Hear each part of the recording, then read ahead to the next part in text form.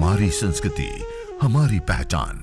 यज्ञ, योग, आयुर्वेद सदा रहे हमारे साथ।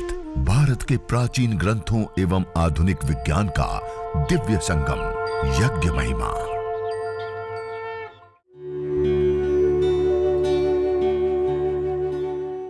भारतीय संस्कृति में यज्ञ, योग एवं आयुर्वेद जैसी अमूल्य विद्याएं हैं, जिसका मूल है वेद। इतिहास की ओर दृष्टि डालें तो भगवान राम, भगवान कृष्ण से लेकर राजा महाराजाओं, ग्रामवासियों व अरण्यवासी ऋषियों की कुटियों तक नित्य व नैमित्तिक यज्ञों का प्रचलन देखने को मिलता है।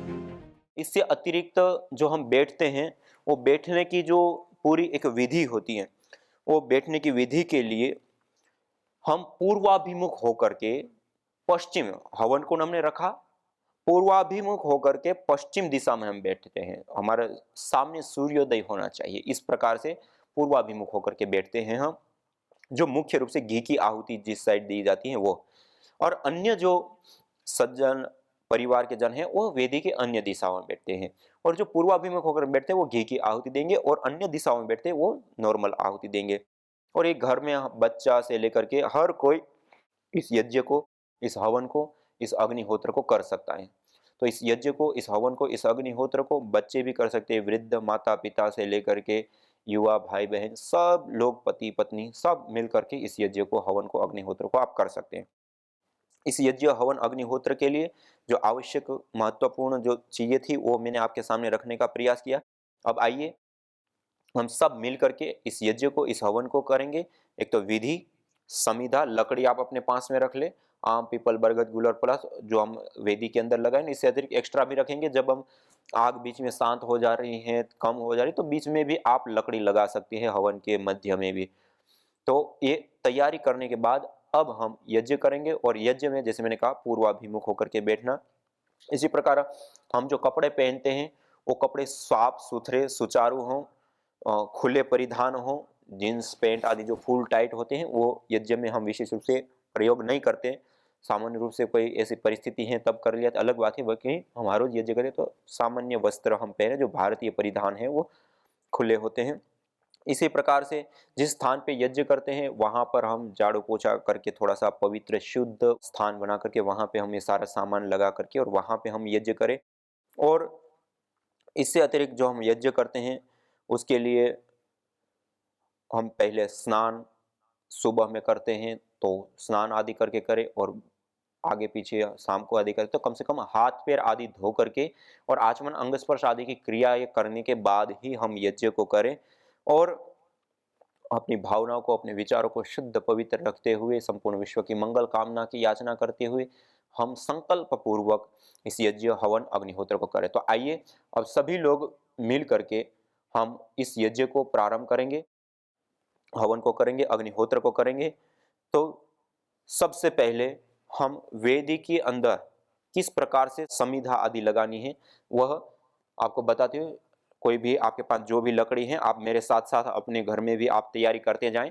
ऐसे थोड़े से छोटे छोटे टुकड़े करके वेदी के तल में ऐसे डाल दीजिए, छोटे छोटे टुकड़े करके इस प्रकार से आप वेदी के तल में ये डाल दीजिए। यह यज्ञ की पूर्व तैयारी हमें कैसे करनी है वो आपके सामने मैं रख रहा हूँ। जो भी आपके पास लकड़ी है उसके छोटे छोटे टुकड़े करके ऐसे वेदी के तल में नीचे इस प्रकार से रख देते हैं, थोड़े से मात्रा में। उसके बाद हमारे हवन कुंड के हिसाब से उसका नाप करके इस प्रकार से समिधाओं को काटते हैं, और ऐसे 2 समिधाओं को हम खड़ा रखते हैं। ऐसे 2 समिधाओं को खड़ा रख दिया। यह यज्ञ की पूर्व तैयारी हमारी हो रही है।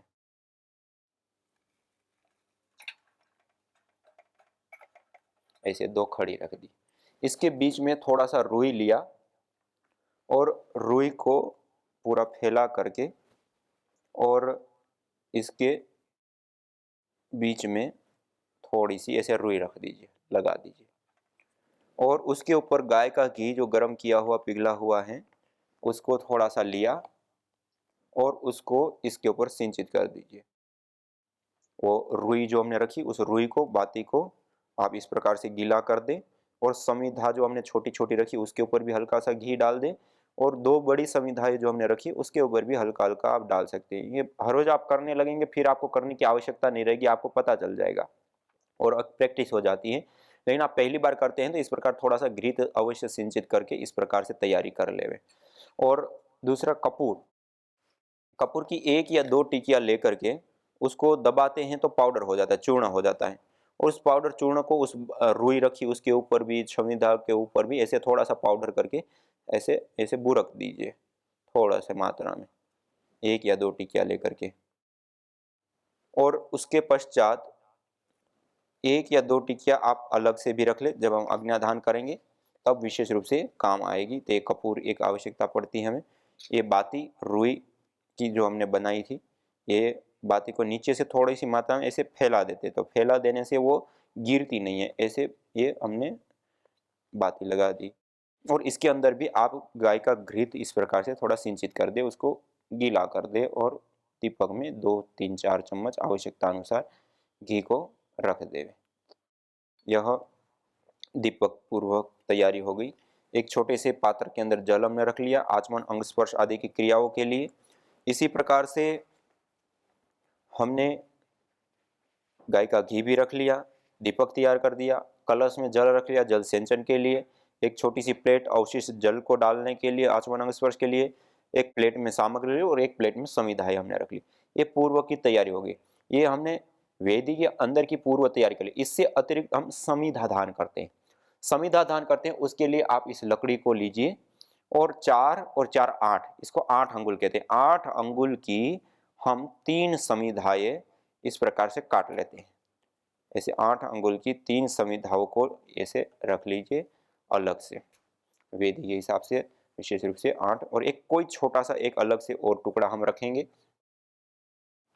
विशेष करके ये आप देख रहे हैं 4-4 8 अंगुल की उस समिधाओं को काट दिया। अब ये जो समिधाएँ हैं उसको आप पहले से ही गाय के घी से इस प्रकार से सिंचित कर लें। सामग्री पास में रखी, एक गाय के घी को चम्मच के माध्यम से लेकर के इसको थोड़ा-सा गीला कर दीजिए। ये समिधा जब हम समिधा दान करेंगे 4 मंत्रों के माध्यम से, तब इन समिधाओं की हम आहुति देंगे। तो ऐसे हल्की-हल्की गाय के घी से भिगा देते हैं और इस प्रकार से भिगा करके रख लीजिए।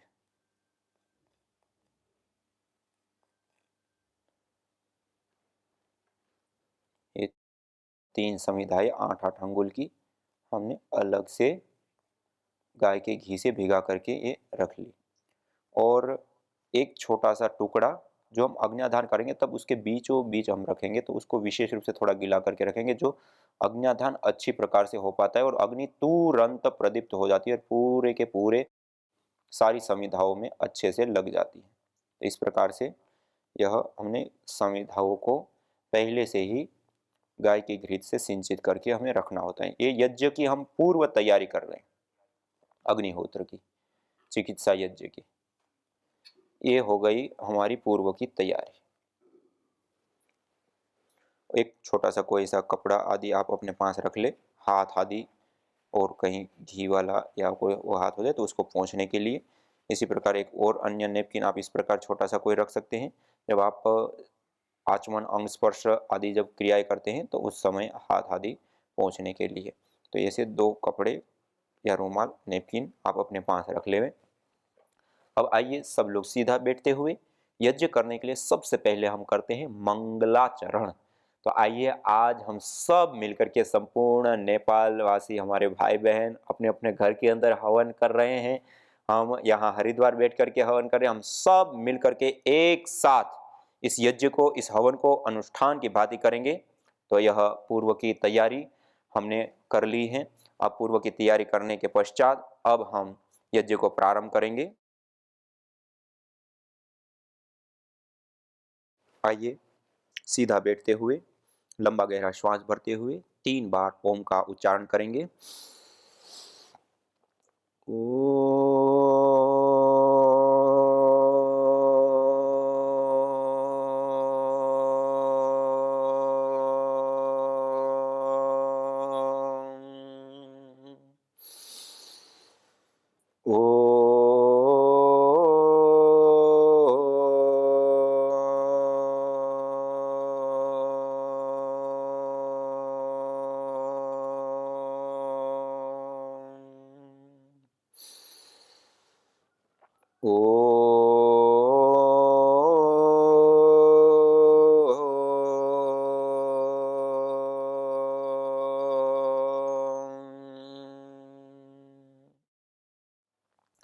इस प्रकार से 3 बार ओम का उच्चारण करते हैं।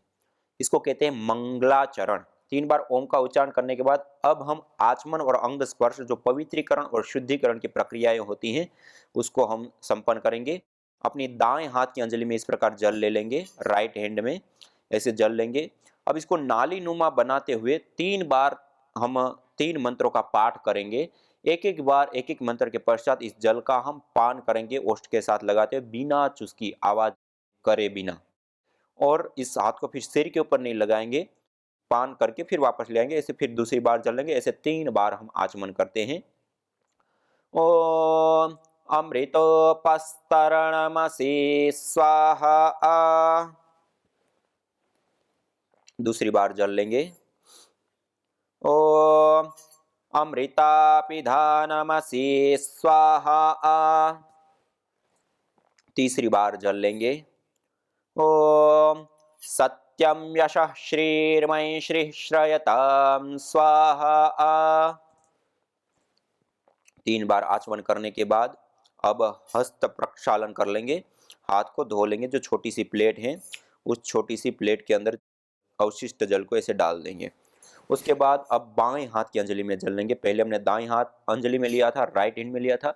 अब लेफ्ट हैंड में हम जल लेंगे और दाएं हाथ की मध्यमा और अनामिका 2 उंगलियों को जल में स्पर्श करते हुए, एक एक अंग का स्पर्श करते हुए हम इस प्रक्रिया को आगे बढ़ाएंगे। तो आइए सभी लोग सीधा बैठते हुए अब अंग स्पर्श करेंगे। ओम वाग्मा आस्यस्तु। ओम नसोर्मे प्राणो अस्तु। ओम अक्ष्णोर्मे चक्षुरस्तु। ओम कर्णयोर्मे श्रोत्रमस्तु। ओम बाह्वोर्मे बलमस्तु। ओम ऊर्वोर्म ओजो अस्तु। ओम अरिष्टानि मिंगानि तनुस्तन्वा मे सह सन्तु। शरीर के सभी अवयवों के ऊपर, अंगों के ऊपर हमने जल का छिड़काव कर दिया। अब जल का छिड़काव करने के पश्चात, आचमन, अंग स्पर्श, पवित्रीकरण, शुद्धिकरण की प्रक्रिया के पश्चात अब हम सीधा बैठते हुए, हाथ जोड़ते हुए ईश्वर स्तुति, प्रार्थना, उपासना के 8 मंत्रों का उच्चारण करते हैं। यह मैं एक पूरी विस्तृत विधि बता रहा हूँ। बाकी आगे हम जब ये 5 दिन हम यज्ञ करेंगे तो उसमें आपको जो कम से कम समय में, मानिए 5 मिनट के अंदर आप यज्ञ कर सकते हैं, वो विधि भी आपके सामने रखेंगे। आज हम विस्तार पूर्वक जो पूरी विधि होती है उसको हम जानेंगे। तो सभी लोग सीधा बैठते हुए अपने अपने स्थान पे, अपने अपने घर में हम सब वेद मंत्रों का उच्चारण करेंगे। ईश्वर की स्तुति, प्रार्थना, उपासना वेद मंत्रों के पाठ के साथ हम करेंगे। तो आइए सभी लोग सीधा बैठते हुए, हाथ जोड़ते हुए, अथ ईश्वर स्तुते प्रार्थनोपासना। ओम विश्वानि देव सवितर्दुरितानि परासुव। यद्भद्रं तन्न आसुव। ओम हिरण्यगर्भः समवर्तताग्रे भूतस्य जातः पतिरेक आसीत्। सदाधार पृथिवीं द्यामुते मां कस्मै देवाय हविषा विधेम। ओम यः आत्मदा बलदा यस्य विश्व उपासते प्रसिसंयस्य देवाः। यस्य छायामृतं यस्य मृत्युः कस्मै देवाय हविषा विधेम।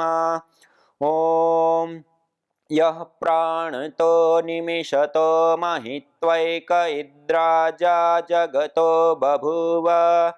य ईशे अस्य द्विपदश्चतुष्पदः कस्मै देवाय हविषा विधेम।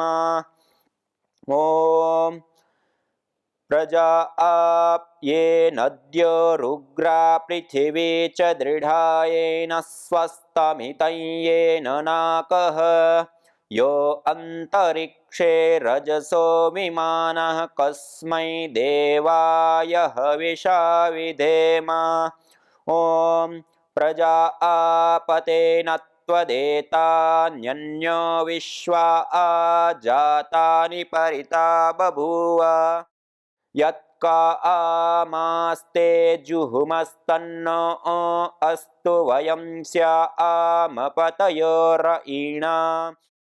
ॐ स नो बन्धुर्जनिता सविधाता धामानि वेद भुवनानि विश्वा ॐ ये नद्यो रुग्रा पृथिवी च दृढायेन स्वस्तमितं येन नाकः यो अन्तरिक्षे रजसो विमानः कस्मै देवाय हविषा विधेम ॐ प्रजा आपतेन त्वदेतान्यन्यो विश्वा जातानि परिता बभूव यत्का आमास्ते जुहुमस्तन्नो अस्तु वयं स्यामपतयोरयिणा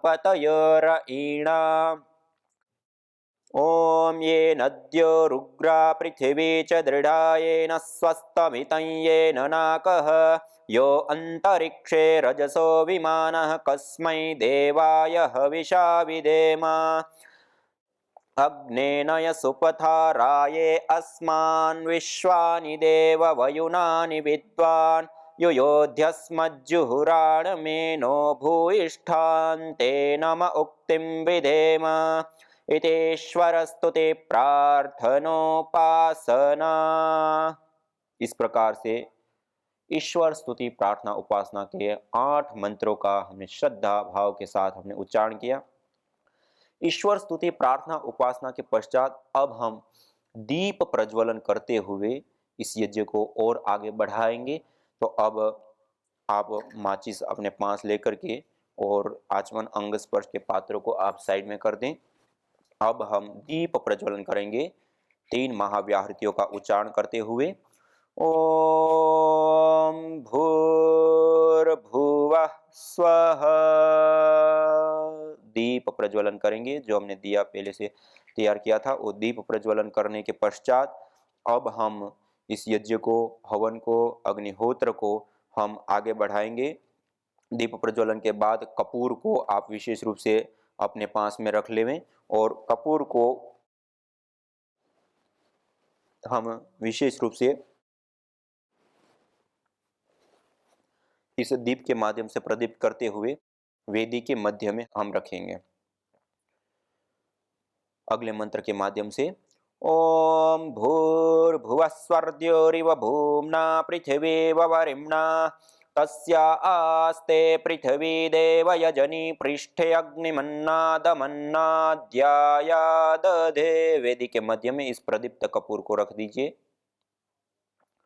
और अब दीपक को ईशान कोण में, उत्तर दिशा और पूर्व दिशा का जो कोण होता है उसको ईशान कोण बोलते हैं, उस ईशान कोण में दीपक को इस प्रकार से रख दीजिए और कलश को भी इसी प्रकार से हम ईशान कोण में रखते हैं।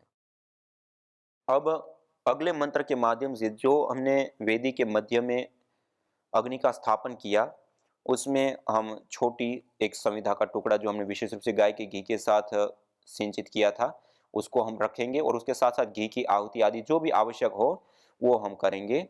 ओम उद्बुद्ध्य स्वाग्ने प्रतिजागृहे त्वमिष्टा पूर्ते सगं सृजेथा मयञ्च अस्मिन् सदस्थे अद्युत्तरस्मिन् विश्वे देवा यजमानश्च सीदत। अब अग्न्याधान के पश्चात अब हम समीधा धान करेंगे। जो हमने 8-8 अंगुल की 3 समीधाएं ली है उसको दोनों हाथों से ऐसे प्रणाम मुद्रा में आप पकड़ लीजिए। ऐसे प्रणाम मुद्रा में पकड़ करके और अब मंत्रोच्चारण के बाद में जब हम स्वाहा बोलेंगे तब इसकी आहुति देंगे।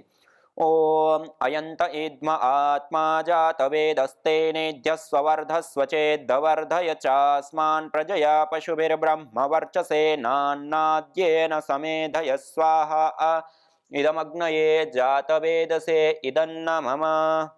अब दूसरी समिधा ले लेंगे। ओम समिधाग्निं दुवस्यत घृतेर्बोधयता तिथिम् अस्मिन् हव्या जुहोतन सोत्सविद्धाय शोचिषे घृतं तीव्रं जुहोतन अग्नये जातवेदसे स्वाहा इदमग्नये जातवेदसे इदन्न मम। अब तीसरी संविधा ले लेंगे।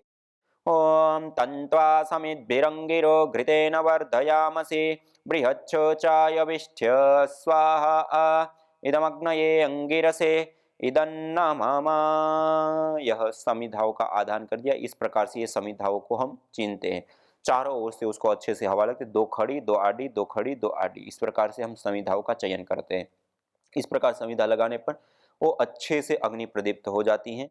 अब हम एक ही मंत्र का 5 बार उच्चारण करते हुए 5 बार घी की आहुति देंगे। तब तक जो हमने समिधाओं का आधान किया, उन समिधाओं के अंदर, उन लकड़ियों के अंदर वो अग्नि अच्छे से प्रवेश पा जाती हैं और अग्नि के अंदर जो हम जड़ी बूटियां, हवन सामग्री हम आहूत करेंगे, उस जड़ी बूटियां, उस विशेष जो द्रव्य है वह जलने की अवस्था में आ जाएगी। ओम अयंत इद्म आत्मा जातवेदस्तेनेद्यस्वर्धस्व चेद्वर्धय चास्मान् प्रजया पशुभिर्ब्रह्म वर्चसे नान्नाद्येन समेधय स्वाहा इदमग्नये जातवेदसे इदन्न मम।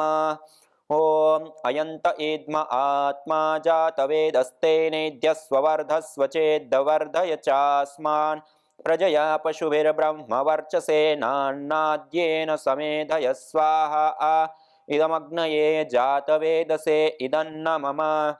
ओम अयंत इद्म आत्मा जातवेदस्तेनेद्यस्वर्धस्व चेद्वर्धय चास्मान् प्रजया पशुभिर्ब्रह्म वर्चसे नान्नाद्येन समेधय स्वाहा इदमग्नये जातवेदसे इदन्न मम। ओम अयंत इद्म आत्मा जातवेदस्तेनेद्यस्वर्धस्व चेद्वर्धय चास्मान् प्रजया पशुभिर्ब्रह्म वर्चसे नान्नाद्येन समेधय स्वाहा इदमग्नये जातवेदसे इदन्न मम। इस प्रकार से एक ही मंत्र का 5 बार उच्चारण करते हुए 5 घी की आहुति देते हैं। 5 घी की आहुति देने तक में वो समिधाओं के अंदर अच्छे से अग्नि प्रवेश पाने लग जाती है, अच्छे से अग्नि प्रदीप्त होने लगती है। इस प्रकार से पंचघृत आहुति के पश्चात अब हम जल सेंचन करते हैं, अर्थात वेदी के चारों दिशाओं में जल का प्रोक्षण करना होता है। इसके लिए सबसे पहले हम वेदी के पूर्व दिशा में दक्षिण से उत्तर की ओर धारा बनाते हुए पहला जल सेंचन एक मंत्र के माध्यम से करेंगे। दाएं हाथ की अंजलि में ले लीजिए जल। ओम अदितेनुमन्यस्व, वेदी के पूर्व दिशा में दक्षिण से उत्तर की ओर ऐसे धारा बनाते हुए। दूसरा जल सिंचन वेदी के पश्चिम दिशा में दक्षिण से उत्तर की ओर धारा बनाते हुए दूसरा जल सिंचन करेंगे। दाएं हाथ की अंजलि में जल ले लीजिए। ओम अनुमतेनुमन्यस्व। अब तीसरी बार जल लेंगे। वेदी के उत्तर दिशा में हम जल सिंचन करेंगे, पश्चिम से पूर्व की ओर धारा बना दे। ओम सरस्वत्ये अनुमन्यस्व। इस प्रकार से वेदी के 3 दिशाओं में 3 मंत्र के माध्यम से किया। ऐसे ही अब चौथी बार वेदी के पूर्व दिशा और उत्तर दिशा का जो कोण होता है, जहां हमने दीपक रखा, इसको कहते हैं ईशान कोण। इस ईशान कोण से प्रारंभ करके दक्षिण दिशा, पश्चिम दिशा, उत्तर दिशा से होते हुए वापस हम ईशान कोण पे आते, अर्थात वेदी के चारों दिशाओं में परिक्रमा क्रम से ईशान कोण से प्रारंभ करके ईशान कोण पर्यंत धारा बनाते हुए हम जल सिंचन करेंगे और उसके बाद कलश को भी उसी दिशा में वहीं पे छोड़ देंगे। तब दाईं हाथ की अंजलि में जल लेकर के मंत्रोच्चारण करेंगे और मंत्रोच्चारण के पश्चात हम जल सिंचन करेंगे। ओम देव सविता प्रसुव यज्ञं प्रसुव यज्ञपतिं भगाय दिव्यो गंधर्वः के तपुः के तम नः पुनातु वाचस्पतिर्वाचन्नः स्वदतु। वेदी के चारों दिशाओं में इस प्रकार जल सिंचन करेंगे। ऐसे वेदी के चारों दिशाओं और कलश को भी ईशान कोण पे छोड़ दीजिए। यह यज्ञ की जो पूर्व तैयारी की थी, इसी प्रकार से ये सारी जो जल सिंचन, यहाँ तक यह जो मुख्य यज्ञ होता है उस मुख्य यज्ञ से पूर्व की यह तैयारी है। अब अग्नि प्रदीप्त हो गई, जल सिंचन हो गया, अब हम मुख्य आहुतियां देना प्रारंभ करेंगे। पहले 4 आहुति घी की देते हैं, इसको आघारावाज्य भाग आहुति कहते हैं। पहली उत्तर दिशा में प्रदीप्त समिधा के ऊपर पश्चिम से पूर्व की ओर धारा बनाते हुए, फिर दक्षिण दिशा में स्थित समिधा के ऊपर पश्चिम से पूर्व की ओर धारा बनाते हुए, और 2 आहुतियां वेदी के मध्य में, ऐसे 4 घी की आहुति देंगे। जो यज्ञ के धूम से सौदे हुए पवन हैं, वे अच्छे राज्य के कराने वाले होकर रोग आदि दोषों का नाश करते हैं, और जो दुर्गंध आदि दोषों से भरे हुए अशुद्ध वायु हैं, वे सुखों का नाश करते हैं। इससे सब मनुष्यों को चाहिए कि अग्नि में होम द्वारा वायु की शुद्धि से अनेक प्रकार के सुखों को सिद्ध करें। यज्ञ भारतीय संस्कृति की मुकुट मणि है, प्रतीक है, मूल है। मानव जीवन के हर पहलू के साथ यज्ञ जुड़ा हुआ है, चाहे वह संस्कार, चाहे पूजा पाठ, या फिर पर्व से लेकर हर शुभ अशुभ अवसरों में भी यज्ञ करने की सार्वभौमिक, वैज्ञानिक एवं पंथ निरपेक्ष पावनी परंपरा रही है। आइए हम संकल्प लें, संसार के श्रेष्ठतम कर्म यज्ञ को अपनाएं। पिंड और ब्रह्मांड में संतुलन कायम करने वाले यज्ञ को अपने जीवन का अभिन्न अंग बनाएं एवं प्रकृति मां के प्रति अपने ऋणों को अदा करें। विश्व स्वास्थ्य का एक नारा, यज्ञ से होगा जग उजियारा।